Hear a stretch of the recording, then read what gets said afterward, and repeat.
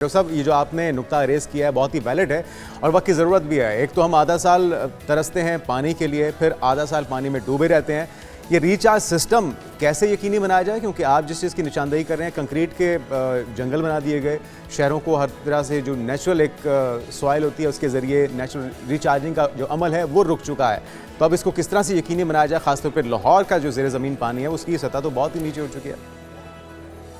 जी अलवी साहब, thank you very much. मेरा नाम डॉक्टर जाकिर सियाल है, मैं डायरेक्टर हूँ इरिगेशन रिसर्च इंस्टीट्यूट में।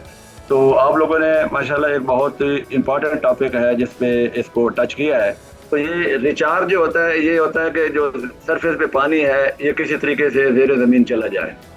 इसके दो तरीके होते हैं। तो ये नेचुरल होता है, कुदरती तौर पे है, जो कुदरत का एक नेचुरल इकोसिस्टम है, बैलेंस है। जब बारिशें होती हैं पानी उनका ग्राउंड्स में, गलियों में और कच्ची जगह जो होती है वहां से नीचे सीप करके चला जाता है। इसको हम कहते हैं नेचुरल रिचार्ज। एक होता है आर्टिफिशियल रिचार्ज या मैनेज्ड एक्वीफर रिचार्ज, जिसमें ह्यूमन इंटरवेंशन करके हम किसी तरीके से मसनूई तरीके से उसको ज़ेरे ज़मीन पानी तक लेके जाते हैं और उसको छोड़ाते हैं वहाँ पे। इसको बोलते हैं हम आर्टिफिशियल रिचार्ज। इस पे पंजाब इरिगेशन रिसर्च इंस्टीट्यूट ने, इरिगेशन डिपार्टमेंट ने, हमारे मिनिस्टर साहब हैं, मिनिस्टर इरिगेशन, हमारे सेक्रेटरी साहब irrigation, they are very keen about it and they have taken this issue on the direction of Punjab government.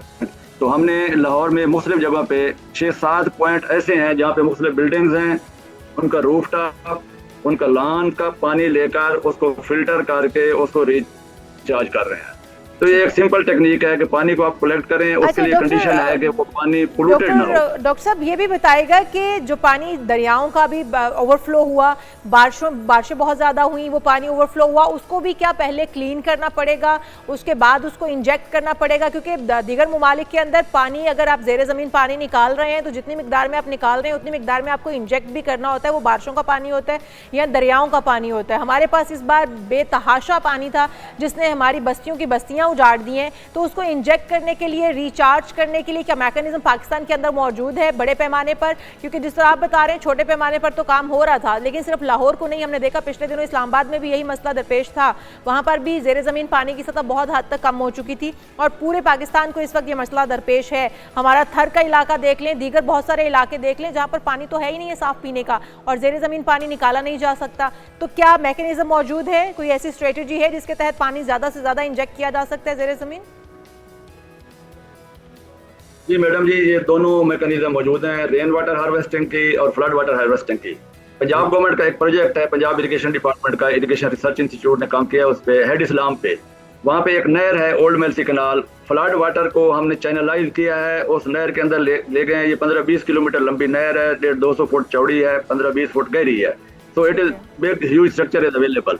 तो वहाँ पे जाके हमने तकरीबन कोई 6000 एकड़ फीट फ्लड वाटर को रिचार्ज किया है, कैनाल के बेड में छोड़ा है, वहाँ रिचार्ज वेल बनाए हैं, 144 रिचार्ज वेल बनाए हैं। और ये सिंपल मैकेनिज्म है, इसको हम ट्रीट करके फ्लड वाटर को भी नेचुरली भी, जब पानी ये साइंटिस्ट स्टेटस से गुजर के जाता है तो कुदरत का एक सिस्टम है, नेचुरली ये फिल्टर होके ज़ेरे ज़मीन चला जाता है। और वहाँ पे ये मजे वाली बात ये मैं आपको बताऊँ कि वहाँ पे 5-6 फुट पानी वाटर टेबल राइज हो गया and the people are very happy.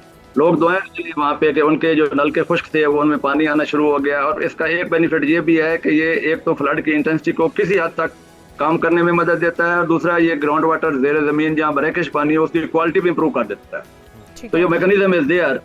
अगर मैकेनिज्म मौजूद है डॉक्टर साहब, फिर लाहौर में ये मैकेनिज्म क्यों नहीं अप्लाई किया जा रहा? जिस तरह से आप बता रहे हैं कि ज़मीन पक्की हो चुकी है, कंक्रीट से उसे तब्दील कर दिया गया है, तो इसमें ये काफी सारे महकमे हैं इस पे काम कर रहे हैं। मैंने तो आपसे शेयर किया है कि जो हमारे रिसर्च इंस्टीट्यूट ने, ये 1924 से इंस्टीट्यूट बना हुआ है and we are working out it. हमने पहले इस पे एक्चुअली अपना अलवी भाई, इसमें इशू ये है कि जो सिस्टम है इसको सस्टेनेबल बनाना बहुत जरूरी होता है कि 2 साल बाद, 3 साल बाद, 4 साल बाद ये सिस्टम चौक ना हो जाए।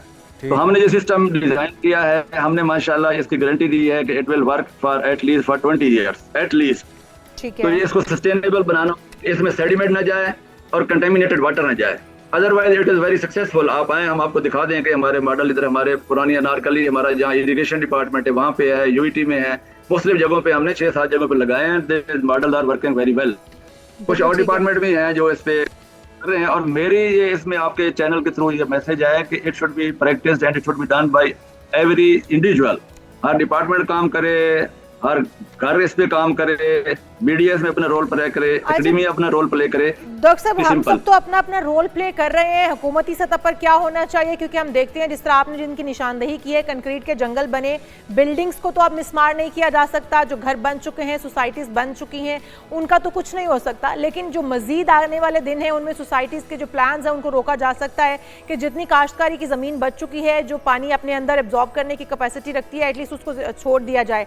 अच्छा, दूसरा, जो हमारे फुटपाथ्स होते हैं जिनके ऊपर ग्रीन बेल्ट्स बनाए जाते हैं, हमने देखा कि रोड से उनको ऊपर रखा जाता है, जो कि दीगर ममालिक को अगर देखा जाए तो वो हमेशा रोड से नीचे रखते हैं जो ग्रीन बेल्ट्स होते हैं, ताकि रोड्स का पानी भी ग्रीन बेल्ट में चला जाए और फिर ग्रीन बेल्ट उसको अब्जॉर्ब कर ले, क्योंकि वो कच्ची ज़मीन होती है। लेकिन यहाँ पर थोड़ा सा तरीक़ाकार मुख्तलिफ है, पहले हम सड़कों को नीचे कर लेते हैं, ग्रीन बेल्ट्स को ऊपर कर लेते हैं, फिर वो पानी ग्रीन बेल्ट्स में नहीं जा पाता और यूं फिर हमें सीवरेज का सिस्टम भी हमारा बैठ जाता है।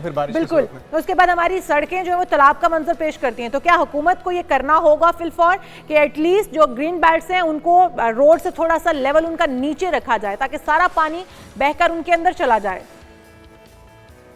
जी मैडम जी, ये बहुत इंपॉर्टेंट नुक्ता है जिसपे आपने उठाया है, और काफ़ी सारी लाहौर में अगर आप देखें तो जॉर्ज टाउन है, फैसल टाउन, इस इलाके में कुछ काफ़ी सारी स्ट्रीट बेल्ट्स या ग्रीन बेल्ट्स हैं जिनका लेवल रोड से नीचे है। पहली बात तो है कि इनका लेवल रोड से नीचे होना चाहिए। दूसरी बात यह है कि दीज जो गैलरी, इनको हम कहते हैं रिचार्ज गैलरीज हैं, रिचार्ज पिट्स हैं, रिचार्ज ट्रेंचेज हैं, इनको हम थोड़ा सा परवियस कर दें। इनमें अगर थोड़ा सा हम ग्रेनुलर एक्टिवेट करके पक्की मिट्टी निकाल के ग्रेनुलर मटेरियल जो हमारी क्रश है और इस तरह के मटेरियल डाल दें, तो यही स्ट्रक्चर हमारे रिचार्ज का काम कर सकते हैं, जिसको हम रिचार्ज गैलरी, रिचार्ज पिट और रिचार्ज वेल भी कह सकते हैं। ये हमारा we should learn to live with the nature. आपकी बात सही है कि हम फैक्ट्री को, इंडस्ट्रियल को, हाउसिंग सोसाइटी को, कॉलोनीज को नहीं रोक सकते, बट वी शुड प्रोवाइड, हमारे हर घर में, हमारे हर स्ट्रक्चर में, हमारे सड़क में, सीवरेज में, ड्रेनेज में, there should be provision for the rainfall harvesting and recharging it. तो ये सिस्टम बड़ा सिंपल है, इसको आजाद थोड़ी सी हम माइंड सेट चेंज करके we can adopt it, and इसमें हर बंदा जो है कैन प्ले देयर रोल। हम सबको कंट्रीब्यूट करना होगा, हुकूमत को इसके ऊपर खूबसूरत सी पॉलिसीज बनानी होंगी जो कि प्रैक्टिकल भी हो, और पानी डेफिनेटली, और पानी जो है वो रिचार्ज का अमल तेज करना होगा। बहुत शुक्रिया डॉक्टर गुलाम जाकिर सियाल साहब हमारे साथ मौजूद थे।